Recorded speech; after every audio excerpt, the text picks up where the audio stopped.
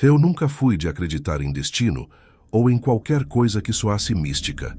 Sempre levei minha vida de forma prática, baseado em escolhas e consequências.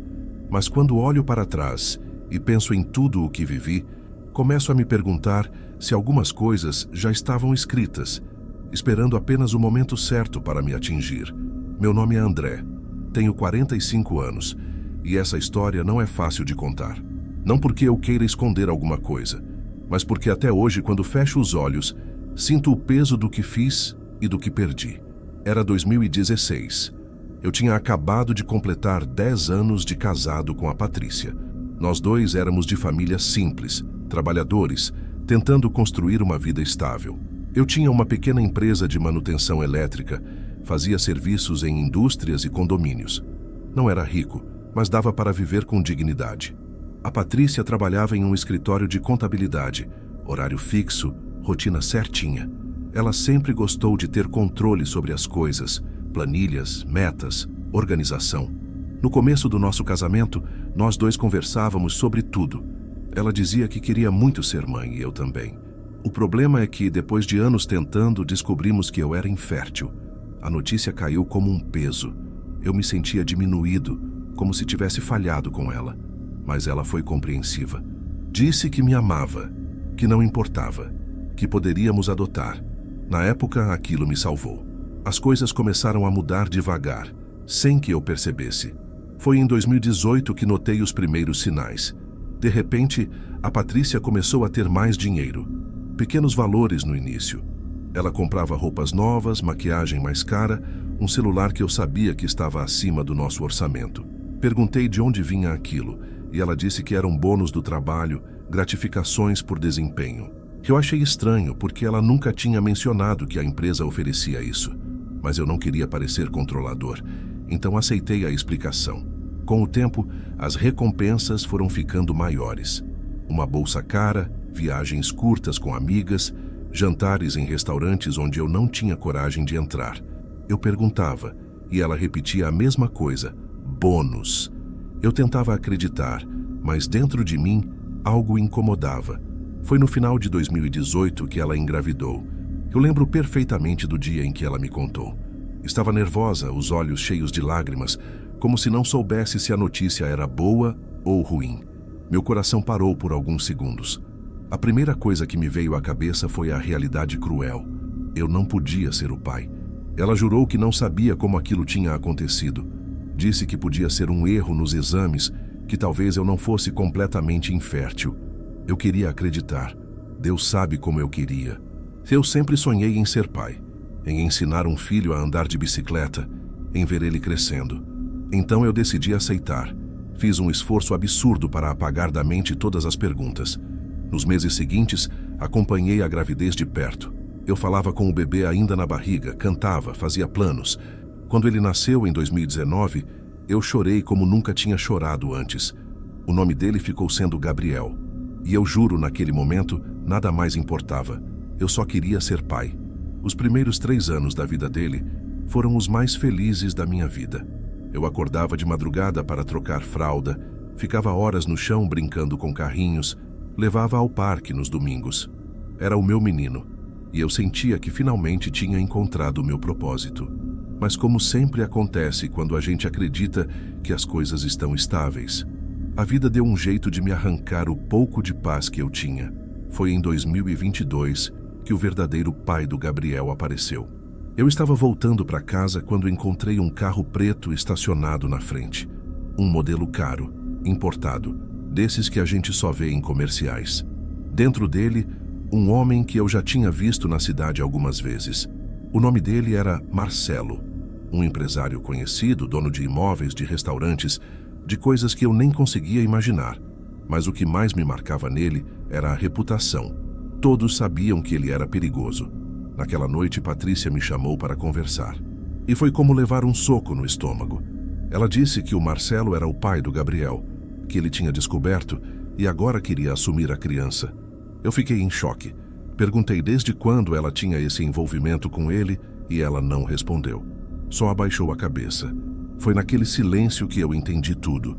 O dinheiro extra, as roupas novas, os jantares Entre lágrimas, ela me pediu perdão. Disse que nunca tinha tido coragem de me contar a verdade, que os bônus eram mentira, que os jobs que fazia escondida eram, na verdade, encontros pagos, e que tudo tinha começado como uma forma de aliviar nossas dificuldades financeiras, mas acabou saindo do controle. Ela jurava que ainda me amava, que o que aconteceu não apagava os anos que passamos juntos. Eu ouvi cada palavra como se estivesse em transe. E mesmo com o coração despedaçado, parte de mim quis acreditar, quis perdoar, porque eu não suportava a ideia de perder não só ela, mas também o Gabriel. Eu me senti traído de todas as formas possíveis. Mas o pior não foi isso.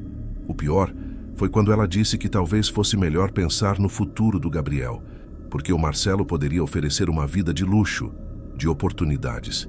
Eu mal conseguia acreditar no que estava ouvindo. Nos dias seguintes, minha vida virou um inferno. O Marcelo passou a me mandar recados de forma indireta, quase sempre através de terceiros. Nada explícito, mas deixava claro que se eu tentasse brigar pela guarda ou me opusesse, eu me arrependeria. Eu conhecia a fama dele e sabia que não era um homem que fazia ameaças em vão. Patrícia, por sua vez, foi mudando aos poucos. De início, ela dizia que me amava, que nada mudaria. Mas eu via no olhar dela a ambição crescendo. Quando ela começou a sair com o Marcelo para discutir sobre o Gabriel, percebi que a decisão já estava tomada. No final daquele ano, nosso casamento acabou. A separação foi dolorosa, não só pela perda da mulher que eu amava, mas porque perdi também metade do que tinha conquistado com tanto esforço. E, acima de tudo, perdi o Gabriel. Mesmo sabendo que ele não tinha meu sangue, ele era meu filho. E, de repente, ele estava sendo levado para longe de mim. Eu nunca tinha me sentido tão vazio. Depois da separação, a casa ficou silenciosa de um jeito que eu não sabia suportar. Antes, cada canto tinha o som do Gabriel correndo, rindo, jogando brinquedos no chão. Agora, tudo o que restava era eco. Eu acordava no meio da noite, achando que ouvia o choro dele no quarto, mas quando abria a porta só havia o berço vazio que eu nunca tive coragem de desmontar. A Patrícia se mudou logo depois e as notícias começaram a correr rápido. Em pouco tempo, ela já aparecia em fotos ao lado do Marcelo, em festas e viagens, ostentando uma vida que jamais teria ao meu lado. Pior que isso era ver o Gabriel nessas imagens, sorrindo no colo de um homem que eu odiava. Eu tentei seguir em frente. Me afundei no trabalho, peguei mais contratos, tentava ocupar a cabeça. Mas nada preenchia o buraco que eu carregava. As noites eram longas e os pensamentos me corroíam. Eu me perguntava se, no fundo, tinha sido eu o responsável por perder tudo. Minha infertilidade foi o começo da ruína. Com o tempo, a tristeza virou raiva, e a raiva, ressentimento. Eu olhava para o teto do quarto e pensava que era injusto. Eu tinha dado tudo de mim, sido fiel, trabalhador, marido dedicado, e mesmo assim, no final, fiquei sozinho, enquanto ela desfrutava do melhor que a vida podia oferecer, ao lado de um homem que sempre foi temido. Foi numa dessas noites insones que eu comecei a procurar coisas na internet. Primeiro, artigos sobre como lidar com separação. Depois, fóruns de gente que passava pela mesma dor. Mas uma madrugada acabei caindo em sites mais obscuros. Pessoas que falavam de vingança, de rituais, de magia. No início, achei ridículo. Mas a cada foto deles sorrindo juntos que eu via nas redes sociais, a ideia deixava de parecer tão absurda. Eu nunca tinha sido religioso, mas comecei a frequentar uma pequena loja esotérica que ficava numa rua quase escondida do centro. A dona era uma mulher de meia idade, cabelos grisalhos, olhar firme. Chamava-se Lúcia. A primeira vez que entrei, ela apenas me observou em silêncio, como se já soubesse o motivo que me levava ali. Contei que eu queria desfazer um relacionamento, que queria trazer de volta o equilíbrio que me foi tirado. Ela não fez perguntas, apenas disse que havia um caminho, mas que tudo tinha um preço. Saí de lá com uma sacola cheia de coisas, velas pretas, ervas, símbolos que eu mal compreendia. Ela me ensinou um ritual simples, que deveria ser feito numa noite sem lua. Eu tinha que escrever os nomes deles em um papel, mergulhar em sangue de animal e queimar até virar cinza, enquanto repetia algumas palavras que ela me entregou em um bilhete. Eu ri de nervoso. Achei absurdo. Mas naquela noite, sozinho, segui cada passo. Senti medo, um frio estranho percorrendo o corpo como se alguém me observasse. Quando as cinzas se espalharam no prato de barro, fiquei em silêncio, ouvindo apenas o som do meu próprio coração. Nos dias seguintes, nada aconteceu. Eu me senti idiota. Mas, semanas depois, começaram os rumores. Alguém comentou que tinha visto o Marcelo e a Patrícia brigando em público, aos gritos, no estacionamento de um restaurante. Pouco tempo depois, vi uma publicação dela sem aliança. As fotos felizes diminuíram e logo desapareceram. Eu não queria acreditar, mas parecia que o ritual tinha funcionado. Senti uma estranha satisfação. Eu, que tinha sido descartado, agora via ele se destruindo. A Patrícia acabou se mudando novamente, e o Marcelo, pelo que soube, passou a evitar ser visto com ela. Era como se o relacionamento tivesse implodido. Mas foi aí que os sinais começaram. Primeiro, coisas pequenas. Um barulho de passos em casa, quando eu sabia que estava sozinho. Portas que rangiam mesmo fechadas. O som de algo caindo na cozinha, mas quando ia olhar não havia nada. Eu tentava ignorar achando que era só o estresse. Só que os vultos começaram. De noite, quando levantava para beber água, eu jurava ver alguém parado no canto do corredor. Uma sombra imóvel que sumia quando eu acendia a luz. No início pensei que fosse reflexo, cansaço, mas a frequência aumentou. Uma madrugada, acordei com o som de respiração pesada no meu quarto. O tipo de respiração que não é sua, mas de alguém muito próximo. Eu fiquei imóvel, sem coragem de abrir os olhos. Quando finalmente consegui acender o abajur, não havia nada. Foi a partir daí que a minha saúde começou a piorar. Uma tosse constante, dores no corpo, febres repentinas. Os médicos não encontravam nada específico. Eu fui emagrecendo, perdendo forças, até ficar mais tempo deitado do que em pé. E foi nesse ponto que o arrependimento começou a me corroer. Eu me lembro exatamente do dia em que percebi que algo muito errado tinha me acompanhado desde o ritual. Eu estava deitado no sofá, a televisão ligada apenas para fazer barulho, quando o reflexo da tela me mostrou uma coisa que eu nunca vou esquecer. Atrás de mim, no corredor, havia uma silhueta escura. Não era só um vulto passageiro. Era alto, imóvel e parecia me observar. O detalhe que me deixou paralisado foram os olhos. 2 pontos brancos, como se refletissem uma luz que não existia. Virei imediatamente para trás, mas não havia nada. Naquela noite não consegui dormir. Senti calafrios, como se o ar da casa estivesse mais pesado. A cada estalar da madeira, eu me encolhia, esperando algo aparecer. No fundo, eu já sabia. Aquilo não era coincidência. Eu tinha trazido alguma coisa para perto de mim. Os dias seguintes foram um tormento. Eu comecei a evitar espelhos porque sempre tinha a sensação de ver alguém parado atrás de mim. Na cozinha, os talheres caíam sozinhos da bancada. A porta do quarto batia de madrugada, mesmo trancada. E o pior, comecei a ouvir meu nome sendo sussurrado.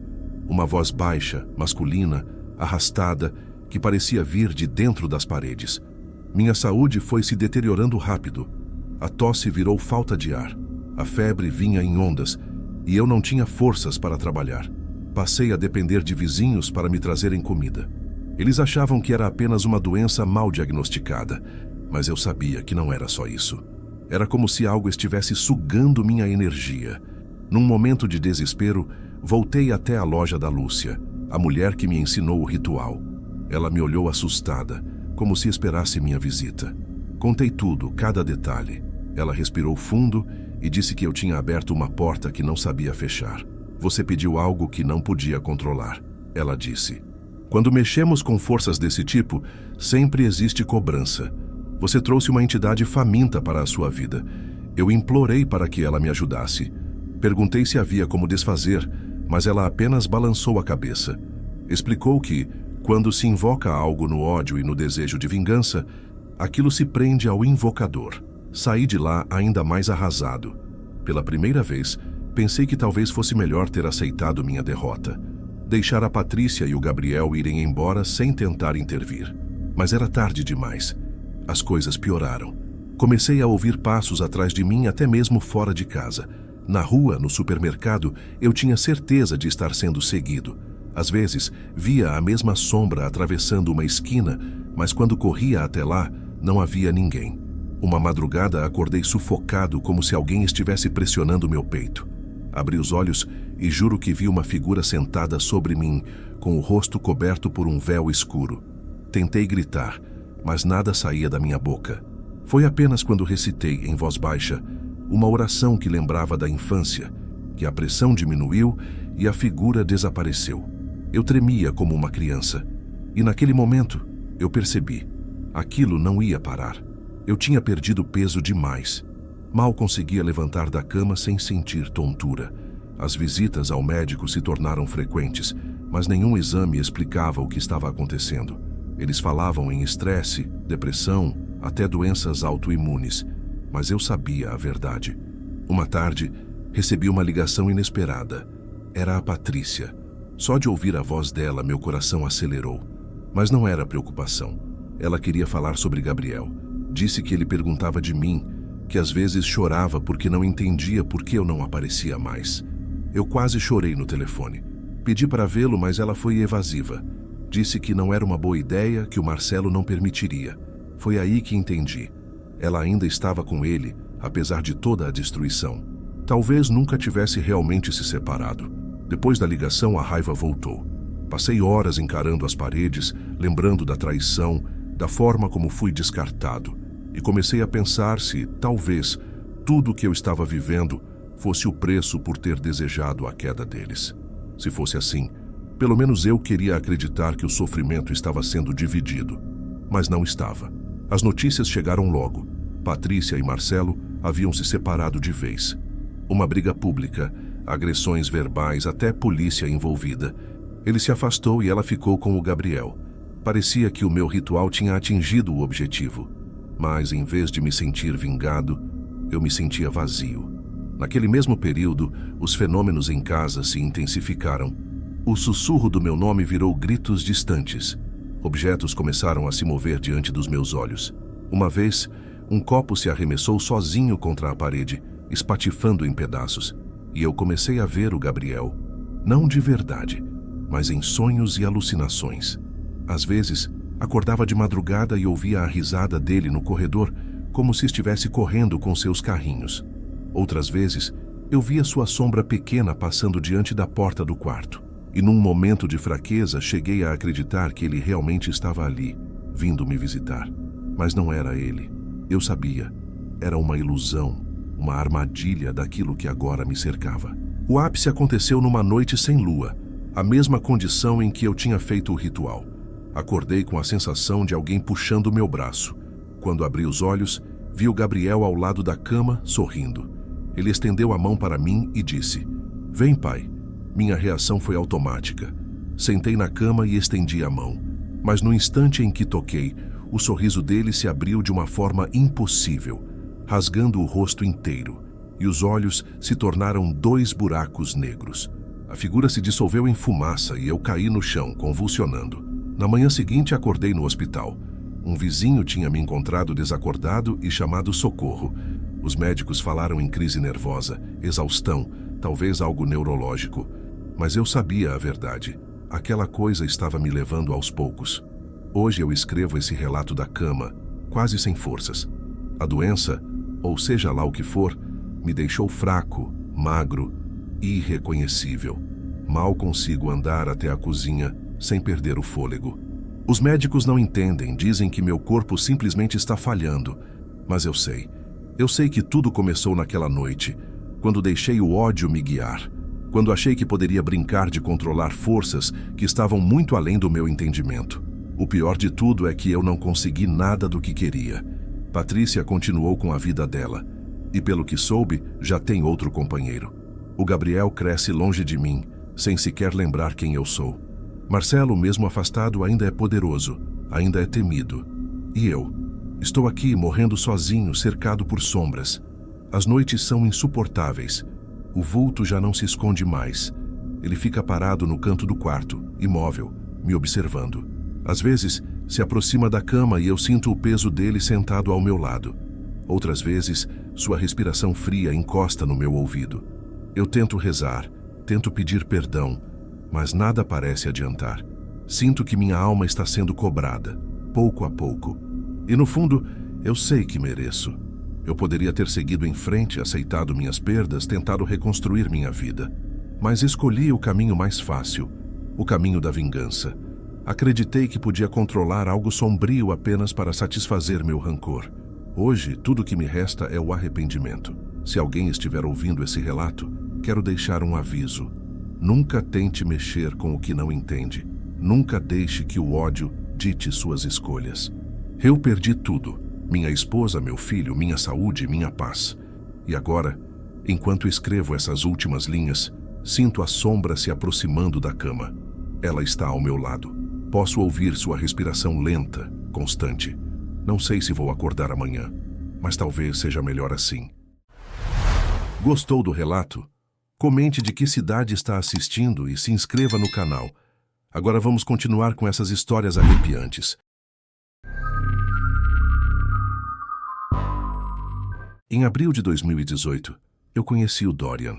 Parece até estranho dizer isso agora, porque às vezes me pergunto se teria sido melhor nunca cruzar o caminho dele. Mas naquela época, eu não pensava assim. Eu tinha 22 anos, morava com meus avós, Amália e Joaquim, e trabalhava como atendente em uma farmácia pequena, numa cidade do interior. Minha vida era simples e monótona, e talvez por isso qualquer novidade me parecia excitante.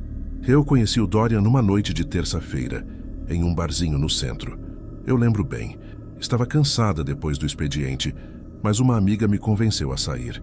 Ele não era do tipo que eu consideraria à primeira vista. Tinha um jeito arrogante, uma frieza que me incomodou desde o primeiro momento. Foi grosso quando se apresentou, mas de alguma forma aquilo não me afastou. Pelo contrário, me deixou curiosa. Era como se houvesse uma energia estranha nele, um magnetismo silencioso que me puxava. Nos dias seguintes, nós nos vimos mais vezes. No começo, nada de grandes declarações ou gestos românticos. Era como se estivéssemos presos um ao outro por algo invisível. Quando percebi, já estávamos falando sobre morar juntos. Eu cheguei a tirar R$5.000 das minhas economias para comprar móveis, já que a casa que havíamos alugado estava quase pronta para nos receber. Tudo parecia encaminhado, até que, de repente, o Dorian mudou. Foi numa viagem curta que fizemos, no meio daquele ano. Eu estava estranhamente triste, carregando uma angústia que eu mesma não sabia explicar. No carro, ele me olhou e disse: "Eu acho que a gente não devia mais morar junto. Você parece infeliz." Fiquei em choque. Ele parecia outra pessoa. Naquele instante, era como se não me conhecesse mais. Minutos depois, confessou algo ainda pior, que sempre havia amado outra garota, alguém que conhecera em 2017, mas que nunca pôde ficar com ela porque a mãe dela não aprovava. Eu quase desmoronei. Tive a sensação de que tudo em mim se partia. Quando chegamos em casa, eu não consegui falar com ele. Passei a noite acordada, remoendo cada palavra, enquanto ele fingia que nada havia acontecido. No dia seguinte, arrumei minhas coisas e decidi ir embora. Mas a verdade é que nós nunca conseguimos ficar longe um do outro por muito tempo. Éramos como um ioiô. Brigávamos, nos afastávamos e em pouco tempo estávamos juntos de novo. Aquilo me consumia. Eu adoeci e me fechei para o mundo. Até mesmo para minha avó Amália, com quem sempre tive uma ligação forte. Eu só conseguia pensar em tê-lo de volta a qualquer custo. Foi nesse ponto que cometi meu maior erro. Comecei a buscar formas de segurar o Dorian. Entrei em sites obscuros, li sobre simpatias e orações de São Cipriano, fiz o ritual do copo com mel. Sempre à noite, escondida na cozinha ou no meu quarto. Eu achava que estava no controle, mas cada vez que repetia aquelas palavras, algo dentro de mim se perdia um pouco mais.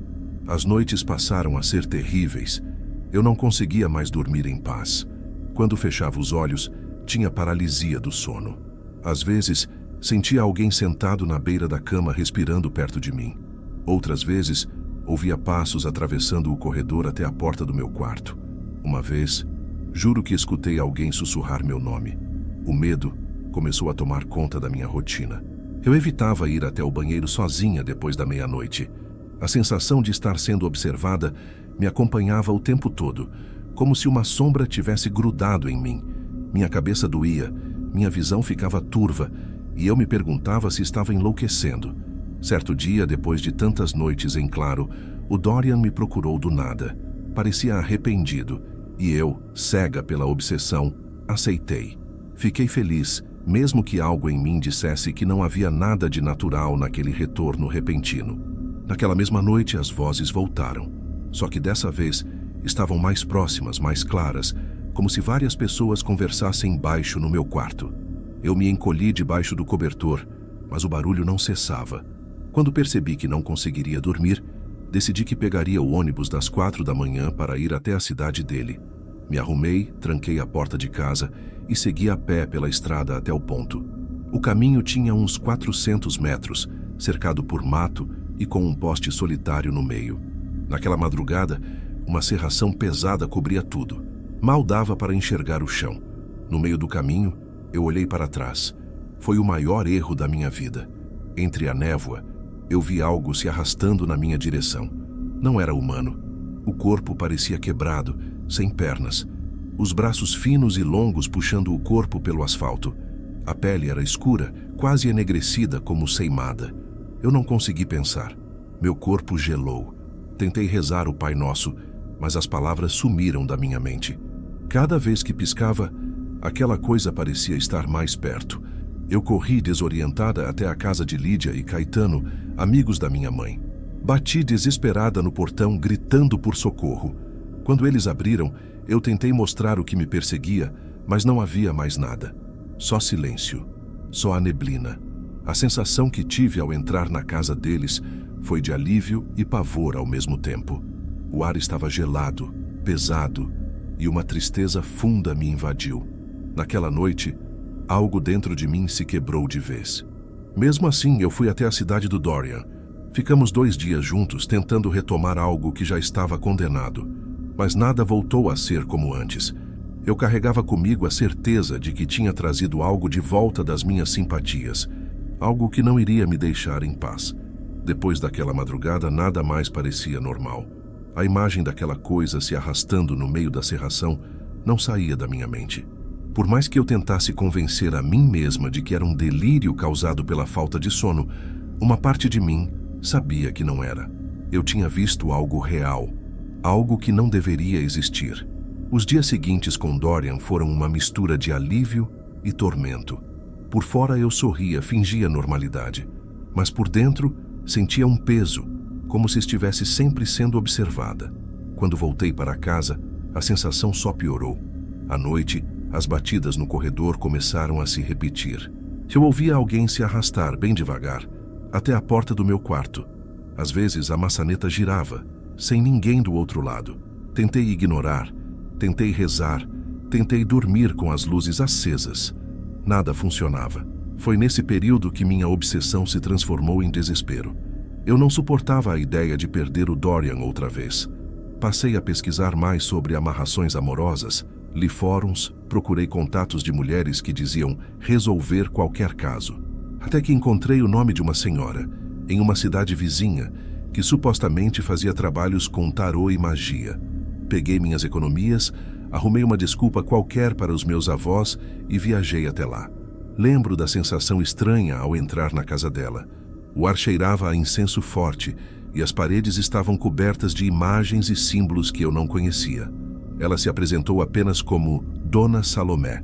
Seu caso é difícil, menina, ela disse depois de abrir o tarô, mas dá para resolver. Ele está preso a você, mas existe outra força puxando ele também. Você precisa decidir até onde está disposta a ir. Eu já não pensava com clareza. Concordei com tudo. Entreguei o dinheiro que ela pediu e deixei que ela fizesse o trabalho. Os dias passaram e nada aconteceu. Dorian não me procurava. Comecei a pensar que tinha sido enganada, que caíra em um golpe. Mas no fundo, eu sentia algo diferente no ar. Um silêncio pesado, uma presença que parecia estar sempre atrás de mim. 4 meses depois, em dezembro de 2018, Dorian apareceu de repente. Me mandou mensagem, marcamos de nos ver e daquela vez foi diferente. Ele parecia mais carinhoso, mais entregue. No Natal e no Ano Novo, fiquei com a família dele, na praia. Pela primeira vez em muito tempo, me senti feliz. Na noite do dia 31, à meia-noite, Dorian me pediu em casamento, diante de todos. Foi um choque. Eu aceitei, sem pensar duas vezes. Nos meses seguintes, nos mudamos para uma cidade onde o pai dele tinha uma casa. A vida de casados, no entanto, foi muito diferente do que eu imaginava. No começo, havia uma falsa euforia, mas logo tudo se transformou em brigas. Quase todos os dias discutíamos por motivos pequenos. O trabalho não dava certo para mim. Em cada emprego que arrumava, eu tinha problemas com alguém, coisas que nunca haviam acontecido antes. Em janeiro de 2019, minha bisavó Amália adoeceu. Eu queria visitá-la, mas Dorian insistiu para que eu não fosse. Disse que era longe, que custaria caro, que não fazia sentido. Entrei em depressão. Em fevereiro, ela morreu. E eu não consegui me despedir. Carreguei aquela dor como uma culpa eterna. Depois disso, tudo degringolou. As brigas com Dorian ficaram violentas. Ele me empurrava, me segurava pelos braços e eu reagia também. Era como se não fôssemos mais nós mesmos. Eu já não o amava, mas algo nos prendia, como correntes invisíveis. À noite, as presenças ficaram mais fortes. Eu sentia passos circulando pela casa.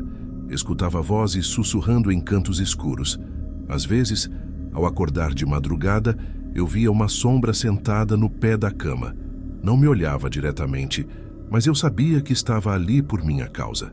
Em alguns momentos, sentia que alguém queria me contar algo, como se houvesse um segredo que precisava ser revelado, e eu vivia com medo de que Dorian descobrisse o que eu havia feito. Os meses se arrastaram. Eu comecei a ter crises de ansiedade, ataques de pânico repentinos. Não conseguia comer, não conseguia trabalhar. Vivia com a sensação de que algo maligno estava sempre do meu lado, alimentando-se da minha tristeza. Um dia, Dorian saiu para trabalhar e eu fiquei sozinha. Estava tão exausta que me deitei no chão da sala. Uma voz dentro da minha cabeça dizia para acabar com tudo ali mesmo. Eu não sei como, mas eu obedeci. Quando ele voltou, me encontrou desacordada. Precisei ser levada ao hospital. Naquela mesma semana, tive uma briga terrível com o pai dele. Foi o estopim. Decidimos nos separar. Eu aluguei um apartamento em outra cidade, levei alguns móveis comigo e tentei recomeçar. Mas Dorian não me deixava em paz. Ele aparecia do nada. Me convidava para sair, dava esperanças falsas de que poderíamos voltar. Eu sabia que não queria mais. Mas havia uma parte em mim que ainda acreditava, ou talvez estivesse enfeitiçada pela própria amarração. A cada encontro, eu me sentia mais fraca, mais vazia. E sempre que voltava para casa, era recebida pelo mesmo frio repentino, pelo mesmo silêncio pesado que me acompanhava desde a primeira simpatia. Eu percebia que não era apenas a nossa relação que estava condenada. Era a minha vida inteira que havia se tornado um inferno. A separação não trouxe a paz que eu esperava. Pelo contrário, era como se algo tivesse sido rompido dentro de mim, mas não cortado de vez. Eu tentava seguir a vida, mas Dorian estava sempre por perto, aparecendo do nada, com mensagens que me confundiam. Às vezes, dizia que sentia saudade, que queria me ver. Outras, sumia por semanas, deixando apenas silêncio. Eu não tinha forças para cortar esse ciclo. Estava doente, exausta, me arrastando pelos dias como se fosse apenas um corpo vazio. À noite, o inferno voltava. Eu sentia passos atrás da porta e quando criava coragem para abrir, não havia nada. A luz piscava sozinha, os objetos mudavam de lugar e em alguns momentos eu jurava ouvir alguém chorando dentro do quarto. Certa vez, acordei de madrugada com a sensação de que alguém me observava. Me virei devagar e vi no canto do quarto aquela mesma figura da estrada. Os braços compridos apoiados no chão, o corpo arrastado como se fosse feito de sombras condensadas. Eu fechei os olhos com força, tentei rezar, mas não consegui emitir nenhuma palavra. Quando abri novamente, não estava mais lá. A partir desse dia, compreendi que aquilo não estava apenas me seguindo, estava preso a mim. E não importava para onde eu fosse, não importava se Dorian estava ou não na minha vida, eu tinha chamado aquilo quando decidi interferir no livre-arbítrio de outra pessoa. O tempo passou, e cada vez mais a relação com Dorian se mostrava insustentável. Eu já não o amava, e percebia que ele também não me amava mais. Mas, estranhamente, não conseguíamos nos libertar. Era como se estivéssemos acorrentados um ao outro por algo que nenhum dos dois podia controlar. Nossas brigas se tornaram mais violentas. Gritos, empurrões, portas batendo. O amor havia se transformado em ressentimento e a convivência era insuportável. Eu comecei a temer por minha vida. Foi quando tive a certeza de que estava vivendo as consequências do que havia feito. Eu tinha pedido uma amarração e agora estávamos, de fato, amarrados. Mas não no sentido romântico ou bonito que eu havia imaginado. Estávamos presos em uma prisão invisível, feita de rancor, ciúmes e ódio. A cada dia, eu sentia mais claramente a presença da coisa na casa. Nos corredores, nos espelhos, até na cozinha. O ar ficava denso, pesado, e às vezes uma sombra passava rápido pelo canto da visão. Eu comecei a evitar ficar sozinha, mas não adiantava. A escuridão estava sempre ali. Um dia, depois de uma discussão violenta, fugi para o banheiro e me trancai. Eu chorava sem parar, sentada no chão frio quando ouvi uma batida seca do outro lado da porta. Não era Dorian. Eu sabia que não era. O som veio baixo, arrastado, como se alguém passasse as unhas pela madeira. Você chamou. Uma voz sussurrou. Não era masculina nem feminina. Era grave, profunda, como se viesse de dentro das paredes. Naquele momento, tive certeza. Eu havia aberto uma porta que não poderia mais fechar. As semanas seguintes foram um tormento. Dorian se afastou de vez, e eu tentei me concentrar em reconstruir minha vida. Mas cada vez que me sentia um pouco melhor, a sombra voltava. Em sonhos, eu via a figura se arrastando, se aproximando da minha cama. Às vezes, acordava com marcas nos braços, arranhões finos como se unhas invisíveis tivessem me tocado durante a noite. Comecei a pesquisar sobre como reverter uma amarração. Descobri fóruns de pessoas que falavam sobre maldições, entidades e energias presas. Algumas diziam que não havia volta, que uma vez feito o pacto a dívida permanecia. Outras falavam de banhos, rezas, oferendas. Tentei todas. Nada funcionou. Aos poucos compreendi que eu não estava apenas presa a Dorian. Eu estava presa ao que invoquei. A energia que pensei controlar não se limitou ao meu desejo de amor. Ela se alimentou da minha dor, da minha obsessão, e agora fazia parte da minha vida. 2 anos depois, consegui enfim me afastar dele, sem despedidas, sem explicações. Apenas saí. Mudei de cidade, cortei todo o contato, bloqueei redes sociais. Foi a decisão mais difícil da minha vida, mas necessária. Hoje, quando olho para trás, vejo o quanto perdi. Minha saúde, minha paz, minha relação com minha família. Tudo foi consumido por uma obsessão que eu mesma alimentei. Eu superei Dorian. Não sinto mais nada por ele. Mas o preço que paguei não foi pequeno. Às vezes, ainda acordo de madrugada e sinto o quarto gelado, mesmo no calor.